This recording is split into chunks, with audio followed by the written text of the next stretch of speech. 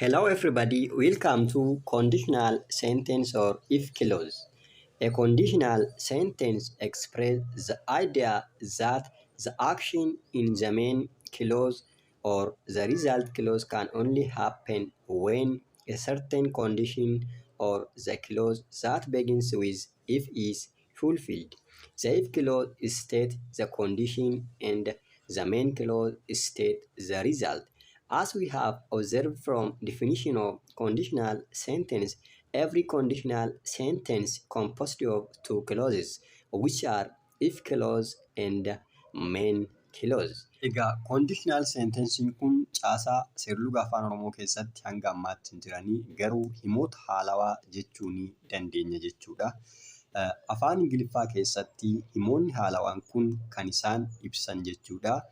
Yaadni tokko main clause jalatti kan inni raawwachuu danda'u keessatti ta'uu kan danda'u yoo haaldureen jalqabaa fiixaan bahe jechuudha. Haaldureen jalqabaa kunis if clause jedhama jechuudha. If clause haala kan ibsu yoo ta'u, main clause immoo bu'aa kan argisiisu ta'a jechuudha.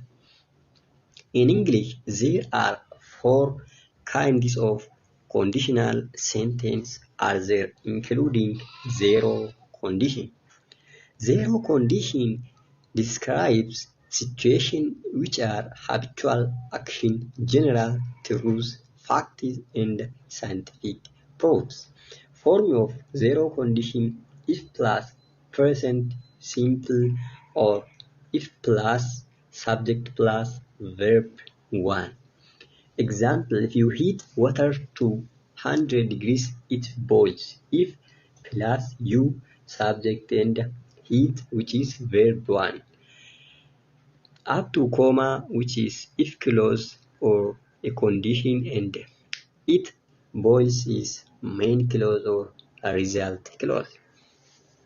The second condition is known as the first conditional or likely condition, or what we call probably condition. Form of probably condition: if plus present simple and will plus infinitive, or if plus subject plus verb 1 and subject plus will, or will plus infinitive or verb 1. Example: if it rains tomorrow, we will go to the cinema. Look this example carefully and identify present simple and will plus infinitive. The second conditional in English, the second conditional form or conditional type 2, which is probably condition. This is third conditional in English. If plus past simple, would plus infinitive. If I had a lot of money, I would travel around the world.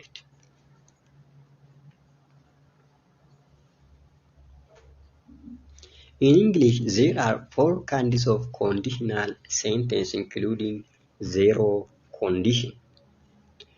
Zero condition expresses facts, general truths, and scientific proofs. Form of zero condition: if plus present simple, or if plus subject plus verb 1 in if clause, and we also use present simple in main clause. Example: if you heat water to 100 degrees, it boils. If you heat water to 100 degrees up to comma, which is if clause, and it boils, a result clause or main clause. The second conditional is known as first conditional or likely, or what we call probably condition, which is if plus present simple and will plus infinitive. If it rains tomorrow, we will go to the cinema.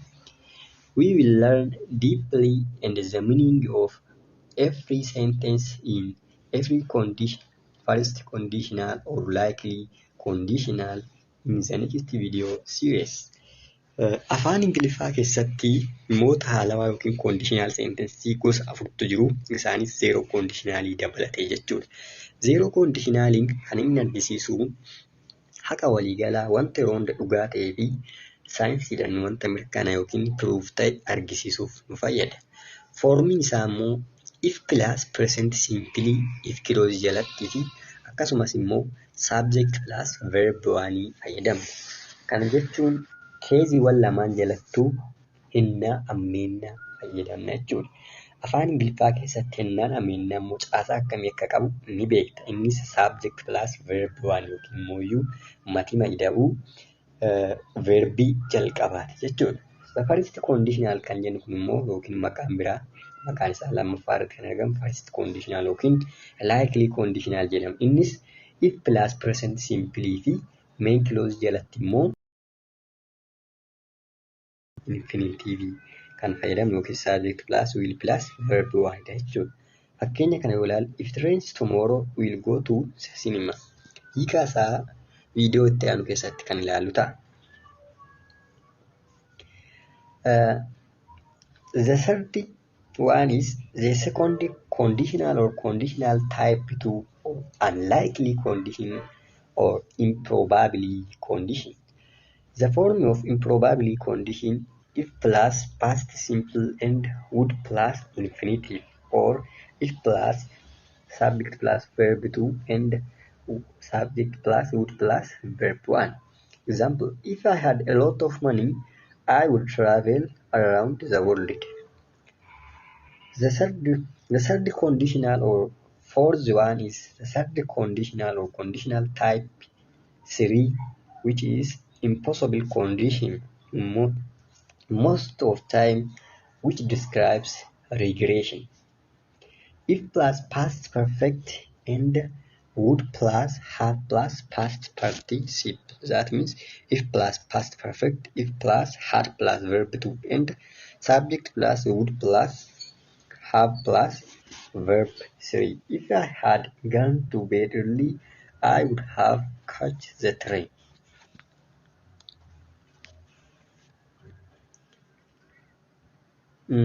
As keessatti second conditional kan jennu kun if plus past plus simple and would plus infinitive dha. Foormi isaa yeroo itti aanu akkasumas hiika isaanii kana lamaan yeroo itti aanu bal'inaan kan waliin ilaallu ta'a jechuudha. Amma gara zeroo conditionalii haala dabarru. Now let us look zero conditional.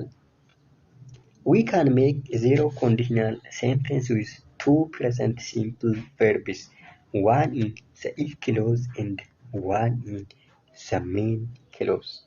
If plus present simple and present simple. That means we use present simple in both clauses, under if clause and under main clause. This condition is used when the result will always happen. That I have already said a zero condition is used to describe fact, general truths and scientific proofs. Zero conditionii kana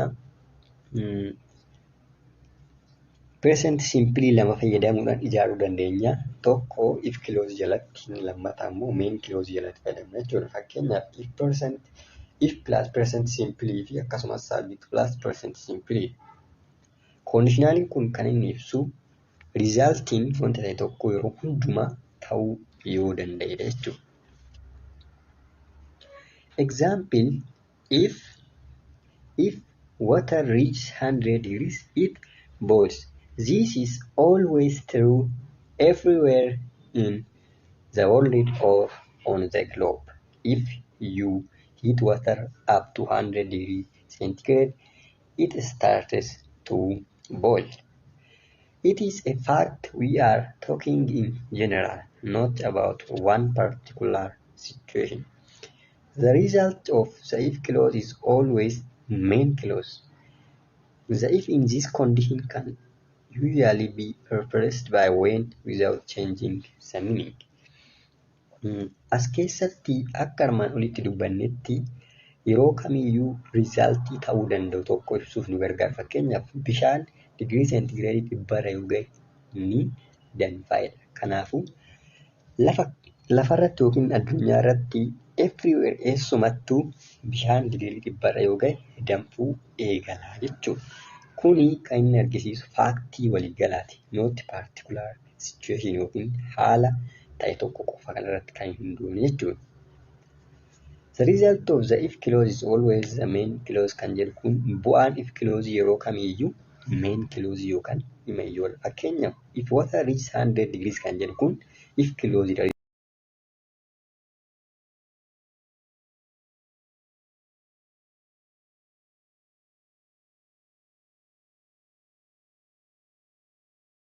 Dandeenya yookiin barreessuu dandeenya jechuudha. If you burn a paper, it changes to ash. This is also what's called general truth. This is always true. There can't be a different result sometimes. Gaafa waraqaa gubdu yoo kamuu maal argattaa? Dhagaa yookiin bishaan yookiin cabbii yookiin waan ta'e dhangala'oo argachuu hin dandeessu yeroo kamuu maalidhaa? Daaraa argattaa jechuudha. Dhimoonni kana fakkaatan hunduu zeeroo koondishinaadhaan ibsama. If I eat peanuts, I am sick. This is particular situation. This is because it is true for me and this is not true for someone or others. This is true only for me, maybe not for everyone, but it is still true that I am sick every time I eat peanuts. Fakkeenyaaf gaafan atara nyaadhee na dhukkubsadhaa kan jedhu yoo ta'e kun nama tokkoof dhugaa ta'uu danda'a. Particular situation kan jiru sana garuu nama biraatiif immoo dhugaa ta'uu baachuu danda'a. Let us see its structure. If clause subject plus verb 1 and main clause subject plus verb 1. If you heat ice, which is subject plus verb 1, it turns to water. This is also subject plus verb 1. If you pour oil on water, it flows. Haala kanaan caasaa isaanii kana qabachuun qorumsa garaagaraa hojjechuun ni danda'ama jechuudha. Here are some more examples. If people eat too much, they get fat. This is also general truth. If people eat too much, they get fat. Fakkeenya kanarraa kan hubannu namni gaafa sirriitti nyaate yookiin gaafa qallabamee maal ta'a ni furdata. They get fat. If you touch a fire, you get burned. Ibidda gaafa harkaan qabne harkaan gubates. This is also general truth or fact. Namni harka isaa ibidda keessa gaafa kaa'e namni hin gubanne hin jiru. Qaamni namaa hunduu natural yookiin uumamaan ho'a seensi godha waan ta'eef. People die if they don't eat. You get water if you mix hydrogen and oxygen. Snakes bite if they are scared. All these sentences are zero condition. If you touch ice, it what? Freezes black. Freezes blanket position or dash.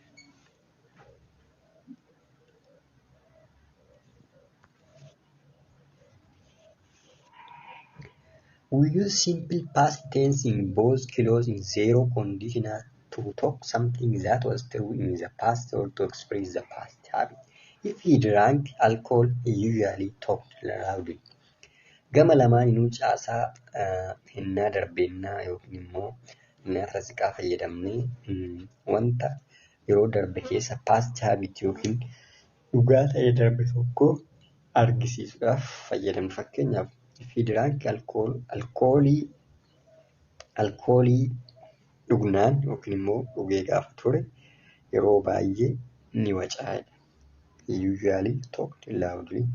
Inni kun wantoota akkas agarsiisuu gargaara.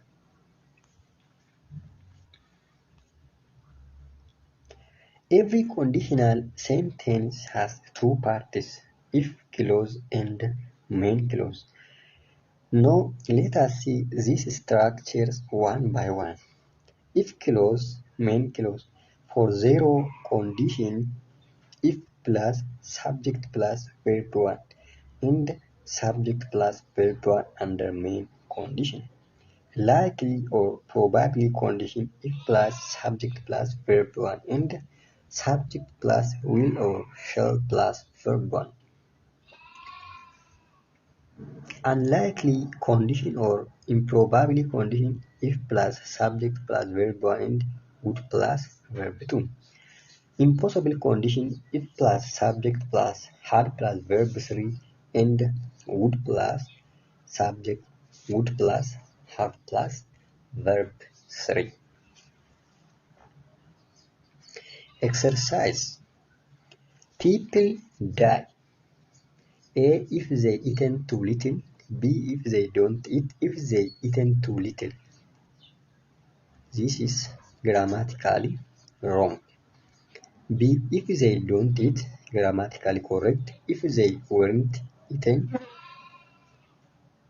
if they doesn't eaten, this is also correct. Compare choice B and C. If they doesn't means third person singular, but people, we are talking about all people or people as a general, which is plural.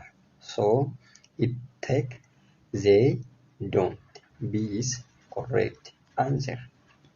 Number 2. You dash water if you mix hydrogen and oxygen. Were good, which is wrong. Were plus verb ing. Were always take verb ing. Therefore it is wrong. B will get grammatically correct. C get. D getting. Both choice B and C are correct, but in our case we are talking about zero condition and get is correct answer. Will get is we use conditional sentence type conditional sentence 2 or conditional sentence type 1, which is improbably probably condition. Snakes dash if they are dash. Bite, scare, bitten, scared. Snakes bite if they are scared. D is correct. If babies are hungry, they dash. Cry, crying, cried, were cried. Were crying, this is wrong.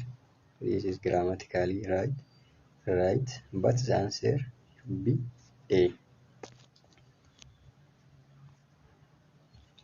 No, make zero conditional. For example, not rain, the flowers die. If it doesn't rain, the flowers die. What is number 1? Number 1 answer. If I wake up late, I am late for work. If I wake up late, I am late for work. Number 2. If my husband do cook, he burns the food. If my husband do cook, it burns the food. Number 3. If Julie doesn't, if Julie doesn't wear, if Julie doesn't wear a hat, he gets sunstruck.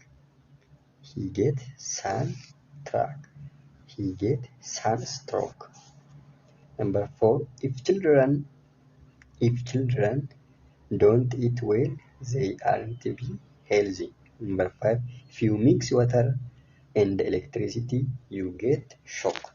Complete the rest of them.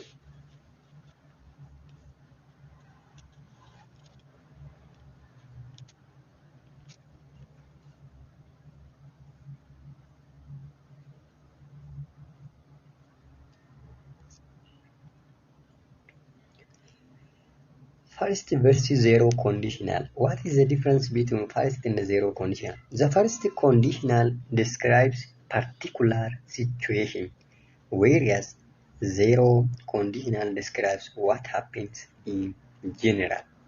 When we use first condition, we are talking about a particular situation. But when we use zero conditional, we are talking about general situation or what happens in a general. For example, zero conditional. If you sit in the sun, you get burned. Here we are talking about every time a person sits in the sun, he or she feels burning, which is a natural consequence. But first conditional, if you sit in the sun, you get burned.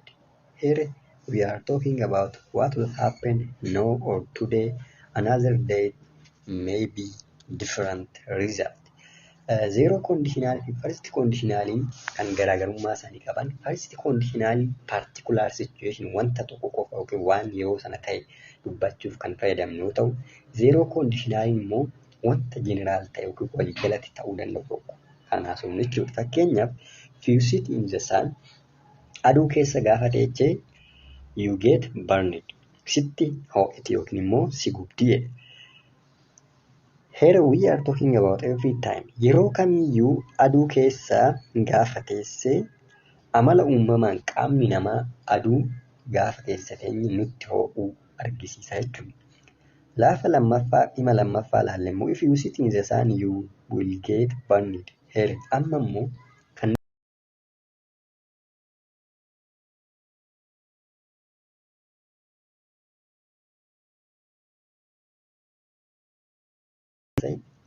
galgala immoo aduun hin jirtu ta'a. Borummoo duumessa ta'uu danda'a. Kana garaagarummaan zero conditional first conditional isa kana jechuudha. Garaagarummaa biraa hin qaban. Fakkeenyaaf zero conditional jalatti percentage tense yookiin hin na'amne fayyadama.